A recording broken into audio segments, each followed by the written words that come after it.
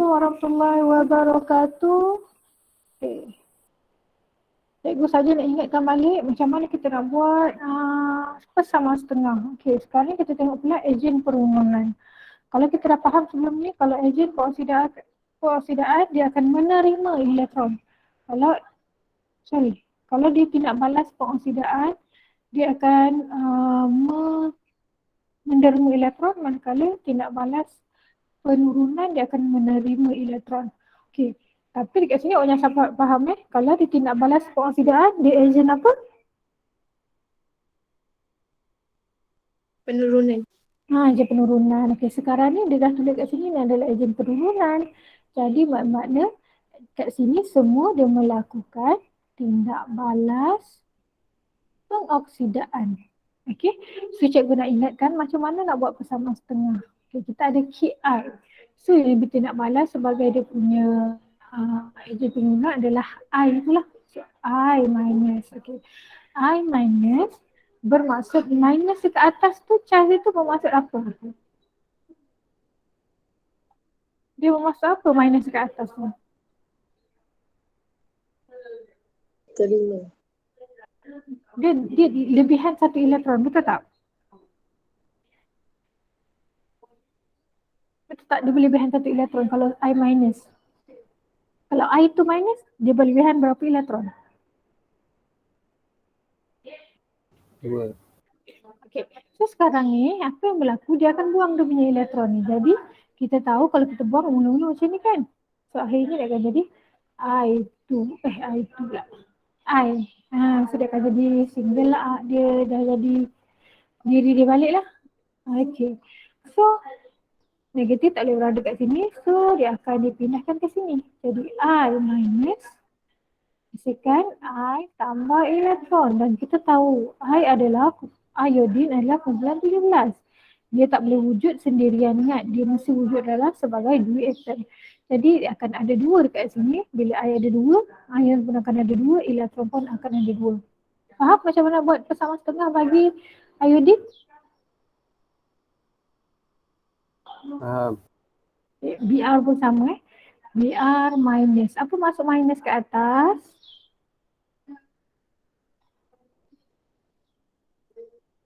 Apa maksud minus ke atas? Dia Lebih satu terima. elektron. Lebih satu elektron. So apa dia buat? Dia akan buang elektron ni. Buang sebelah mana? Sebelah kanan. So nak panah Br tambah elektron. Okey. Boleh tak Br ni wujud dalam keadaan atom Br? Tak. Tak. Sebab dia kumpulan 17 kan? Kumpulan 17 wujud sebagai Dua atom. dua atom. So Br 2 kat sini. Jadi kat sini ada kena ada 2. Elektron pun akan ada 2. Faham untuk bersama setengah bagi Br? Faham. Okey, kita bagi Fe2 plus pula. Okey, apa maksud Fe2 plus? Kalau I minus ni dia berlebihan satu elektron. Kalau 2 plus ni maksud dia apa? Kurang 2 elektron. Kurang 2 elektron, bagus. So dia akan jadi Fe3 plus. Macam mana daripada kurang 2 elektron, dia berkurang lagi jadi 3 elektron. Apa yang Fe2 plus ni buat? Terima elektron. 1. Bagus. Dia terima elektron. Hebat. Sekarang dia kurang 2 elektron. Lepas tu dia jadi berkurang lagi 3 elektron. Apa dia buat? Derma elektron. Ya, dia derma satu lagi elektron. Sebab tu dia akan berkurang lagi satu elektron. Jadi asalnya dia kurang 2. Lepas tu sekarang dia jadi kurang 3 sebab dia derma satu lagi elektron dia. Jelas tak?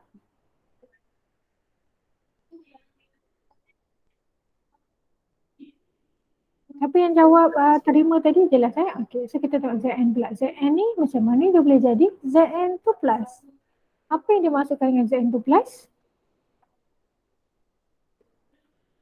2 plus bermaksud apa? Kurang 2 elektron. Bagus, kurang 2 elektron. So apa yang Zn ni buat menyebabkan dia kekurangan 2 elektron tu?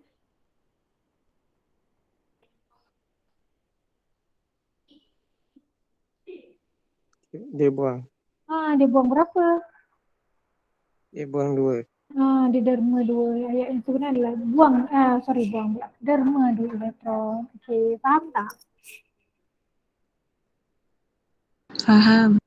Okey, macam mana pula SO2 dia jadi SO4 minus. Okey, siapa ingat macam mana kita nak buat persamaan SO2 menghasilkan buruknya cikgu tulis. Okey, SO2 menjadi SO42 minus disebabkan nama dia adalah sulfur dioksida. Sulfur dioksida ni kalau kita nak seimbangkan O2 kat sini dengan O4 kat sini, kita kena tambah H2O. Okay, so H2O kita nak tambah mana sekarang? Sebelah sini ke kita nak tambah sebelah sini?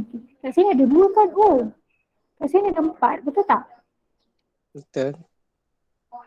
So macam mana kita nak seimbangkan O2? Kita akan tambah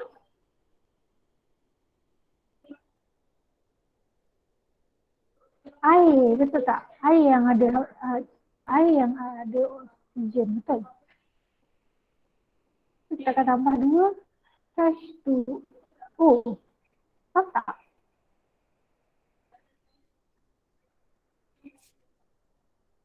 Faham tak kenapa kita tambah H2O kat situ? Sebab ada O kat sini. Ini O ada 1. Kat sini kita darab 2, so dia akan ada 2 O lah. So tambah 2 O, dia akan seimbang. Faham? Faham. Nah, ingat je kalau kita nak seimbangkan O, kita akan tambah H2O. Okay, sekarang ni dekat sini S dah seimbang, betul? Ini ada 1, kat sini pun ada 1. O dah ada 4, kat sini pun O dah ada 4. Tu O dah seimbang. Yang tak seimbang apa? Hidrogen. Hidrogen, bagus. So apa cikgu nak buat kat sini? Cikgu nak buat sini ke cikgu nak buat sini? Ya.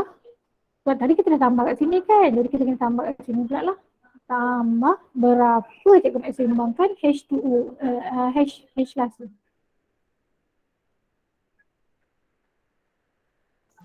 4. Bagus. 4H plus. Okey, faham tak sampai sini? Faham. Okey, sekarang SO2, apa dia punya charge?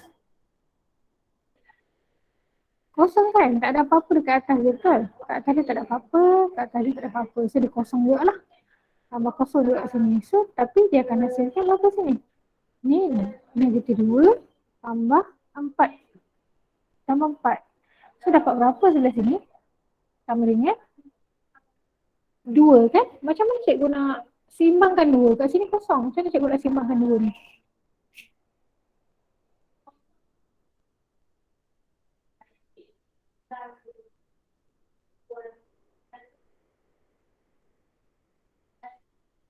Macam cikgu nak seimbangkan 2 ni?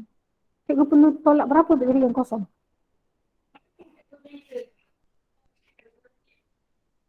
Tolak 2. Bagus, tolak 2. Tolak 2 kalau kat sini kita akan jadi tambah 2 elektron. So baru dapat kosong, baru seimbang kiri dan kanan. Faham tak? Faham. Baik. Okey. Ada soalan nak tanya? Tadi cikgu teruskan dulu. Okey. Kita pergi pada peoksidaan dan penurunan dari segi perubahan nombor pengoksidaan. Okey. Ahli kimia mendapati konsep pemindahan elektron dalam menerangkan tindak balas redoks adalah terhad kepada tindak balas yang melibatkan sebatan ion. Oleh itu, maksud peoksidaan dan penurunan diperluas menggunakan konsep nombor peoksidaan untuk menerangkan tindak balas redoks bagi menghubungi semua tindak balas. Okey, nampak tak? Mula-mula dia buat kat sebatan ion. Sebab sebatan ion dia ada ion, betul tak? Tapi sebatan kovalent ada tak ion? Tak ada, betul tak? Jelas tak? Macam contoh kat sini kan? Mg O2 dia adalah sebatan kovalent. Manakala Mg2 plus. Mg2 plus ni kalau digabung dengan O2 minus, dia adalah ion kan? So, jadi sebab tu bila dia guna ion saja, dia tengok benda tu terhad kepada tindak balas sebatan ion saja. Jadi dia decide dia buat untuk nombor peoksidaan. Sebab kalau nombor peoksidaan, O2 ni pun ada nombor peoksidaan. Apa nombor peoksidaan dia? Kosong. Kalau dia atom, dia molekul, nombor peoksidaan dia kosong. Jelas? Jelas. Okey, kita teruskan. Peoksidaan dan penurunan dari segi perubahan nombor peoksidaan. Tindak balas peoksidaan berlaku apabila nombor peoksidaan suatu unsur dalam bahan tindak balas bertambah. Sebelum cikgu pernah beritahu kan, kalau dia tindak balas peoksidaan, nombor peoksidaan dia mesti tambah.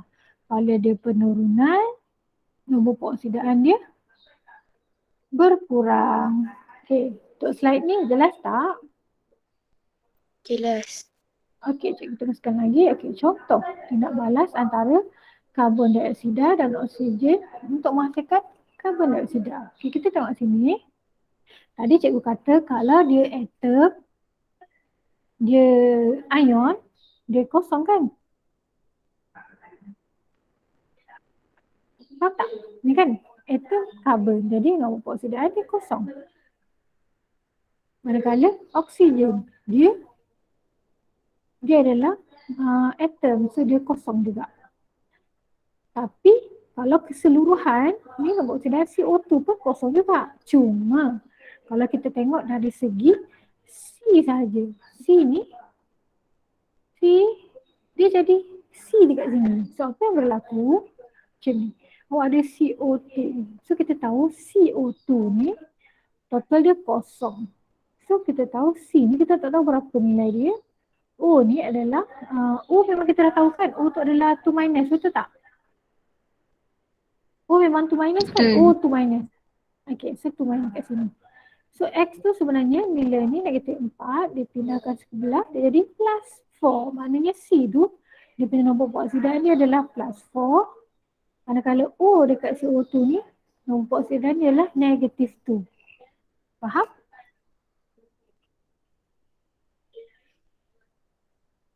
Jadi daripada C, dia jadi C plus. Pada O, dia jadi O2 minus. So maknanya ni daripada kosong ke plus, daripada kosong ke negatif 2. Jadi C ni mengalami tindak balas pengoksidaan, manakala O ni mengalami tindak balas penurunan. Faham tak? Kalau keseluruhan, baru kita kata keseluruhan nombor peoksidaan ni adalah kosong.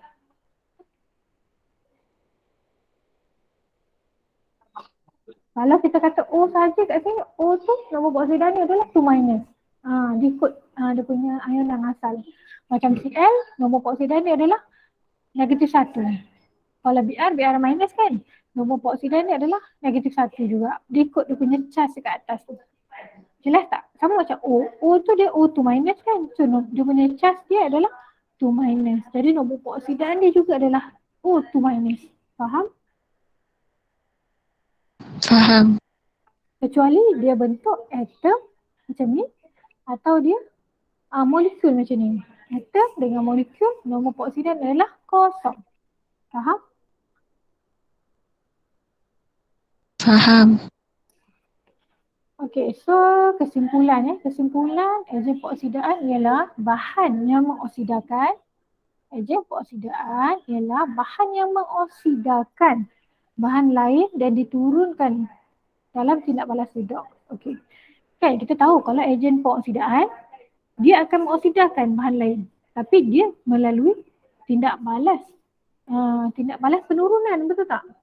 Betul tak ayat dia macam ni?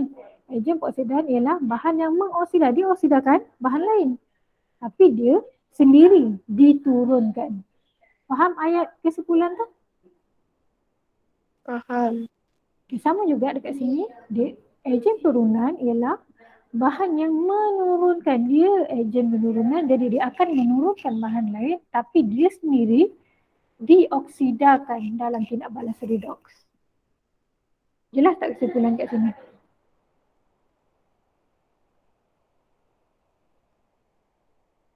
Jelas. Okey. Okey, kita bagi penentuan. Ni sebelum ni cikgu dah pernah suruh kan korang baca. Ada dalam cikgu punya mailing kan. Cikgu punya mailing ada form 5 punya form 5 korang boleh tengok lah. Okay, kita tengok penentuan nombor peoksidaan. Nombor peoksidaan atau keadaan peoksidaan ialah cas unsur. Macam cikgu kata tadi kan, cas. Cas unsur dalam sebatian. Contoh O, dia punya ion dia adalah O2 minus. So, cas dekat situ menandakan itu adalah dia punya nombor peoksidaan. Jelas tak ayat tu? Oksigen dia adalah O2 minus kan. So O2 minus ni, ini adalah cas kepada O. So nombor peoksidan dia adalah negatif 2. Sama seperti cas dia. Faham? Faham. Okey, jika pembedahan elektron berlaku dalam atom untuk membentuk ikatan kimia dengan atom lain. Okey, nombor peoksidan suatu unsur. Tadi kita cakap ditentukan berdasarkan garis panduan. So ada banyaklah garis panduan. Yang pertama, semua nombor peoksidan bagi semua unsur. Bagi semua unsur ialah sifar. Kat sini kan. Kalau nampak perasan kan ni, atom. Atom pula. Ini molekul. Atom, molekul. So, bila dia atom atau molekul,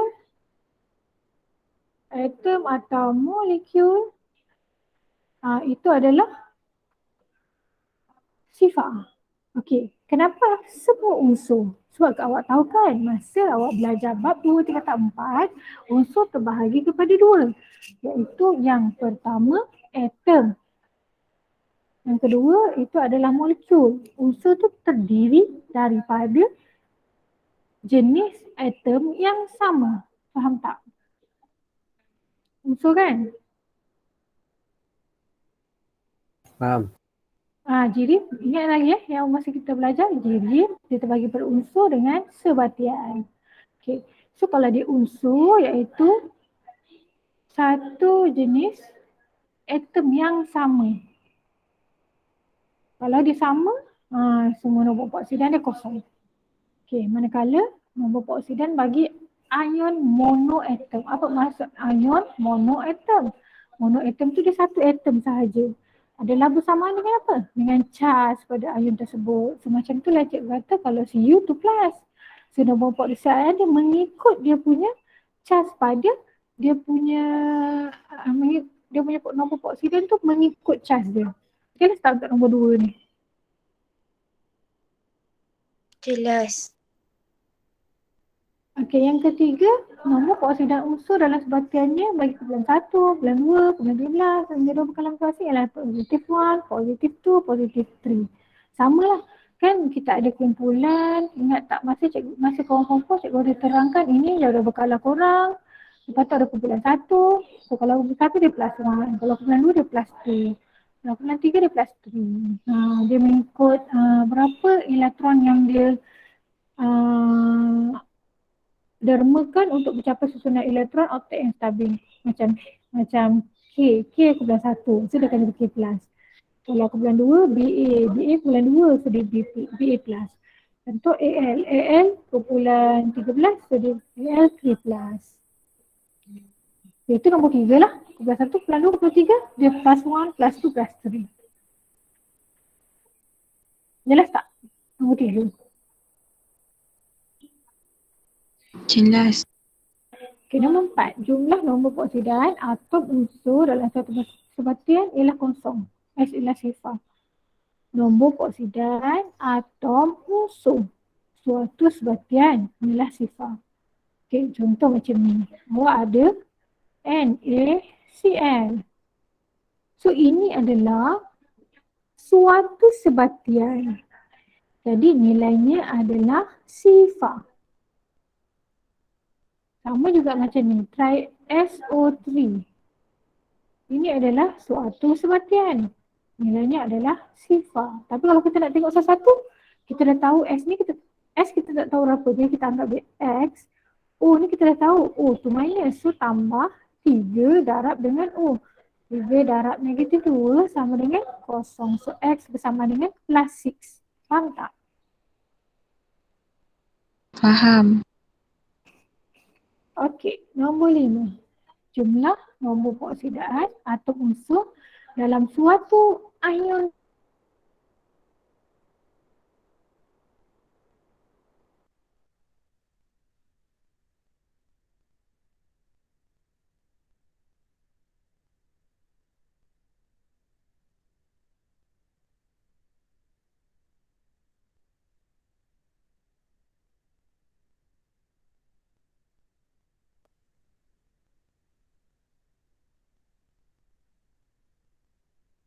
Dengan CO3 2 minus. So 2 minus kan, jadi keseluruhan CO3 ni sama dengan negatif 2. Kalau macam tadi dia sama kosong, sebab dia tak ada charge kat atas tu, kat sini dia sama dengan negatif 2. Okay, sampai sini faham?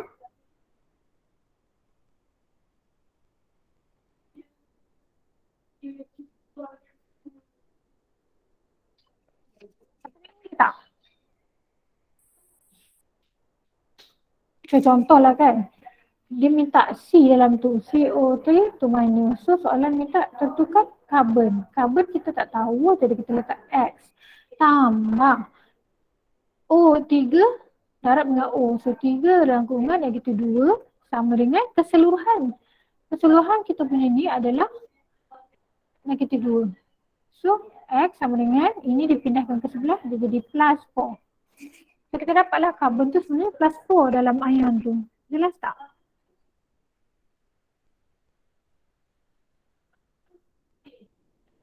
Jelas. Okey, nombor 6. Nombor peroksidaan. Ada orang chat. Sekejap, cik nak tengok. Bukan. Okey. Nombor peroksidaan bagi hidrogen dalam sebatian biasanya plus 1 kecuali dalam logam hidrida. Okey, kecuali logam hidrida.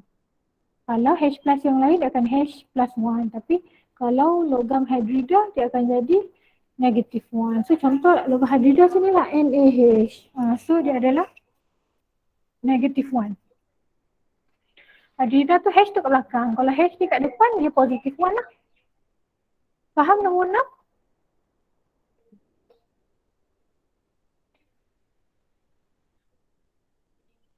Faham nombor 6?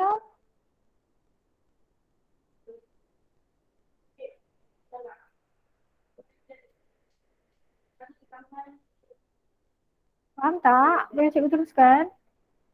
Cikgu boleh. Okey, kita teruskan. Okey, nombor 17.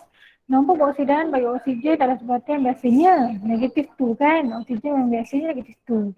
Cuma dalam sebatian peroksida sahaja dia negatif 1. So peroksida ni H2. H2O2 adalah peroksida. H2O2. So dia bersamaan keseluruhan tu sama dengan kosong.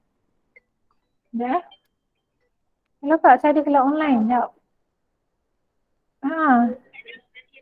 Saya dekat bilik apa? Bukan, bilik studio.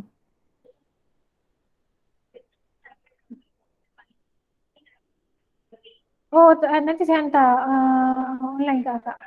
Saya hantar WhatsApp. Boleh?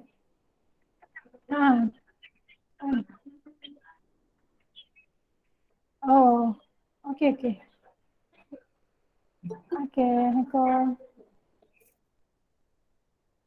Okey, kat sini kan kita tahu H adalah 2 plus kan, so 2 darab positif 1 tambah O kat sini kita tak tahu berapa lah, katakanlah kita tak tahu berapa sama dengan kosong.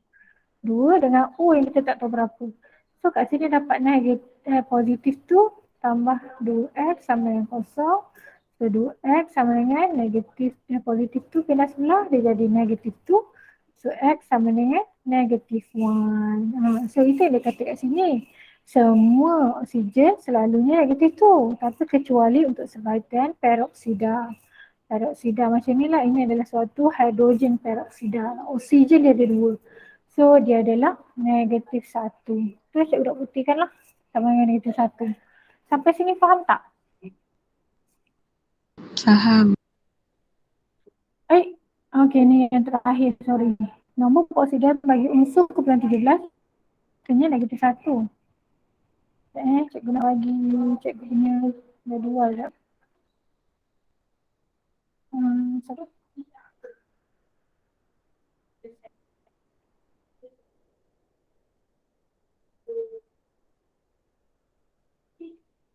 Sekejap.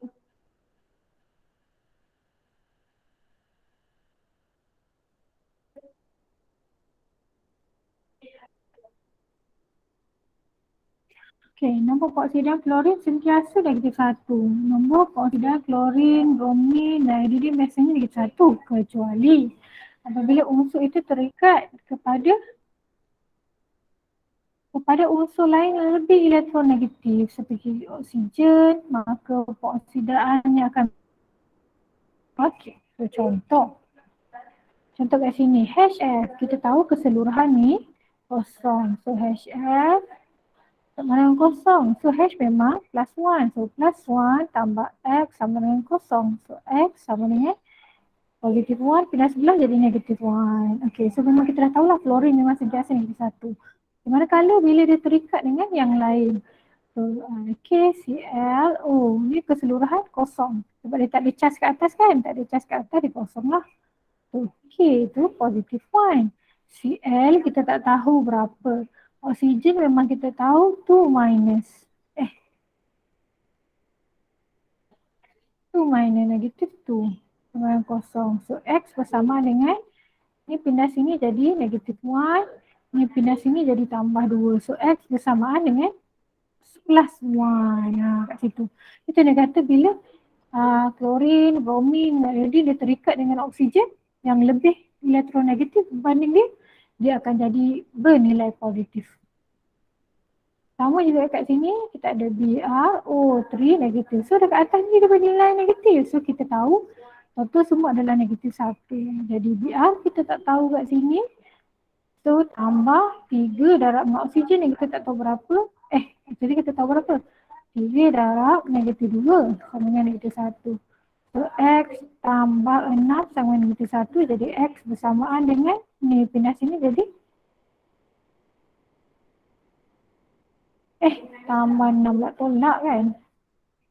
Tolak 6 pindah sebelah jadi plus 5. Faham tak? Faham. So dia jadi positif juga kat sini sebab dia terikat dengan atom yang lebih elektronegatif berbanding dia.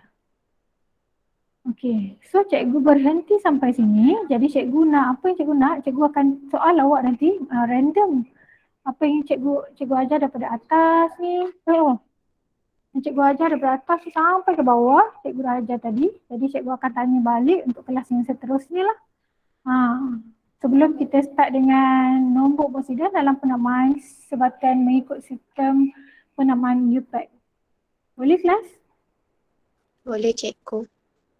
Okey, cikgu stop sampai sini je. Alif boleh tak bagi syukran, lepas tu tutup kelas kita.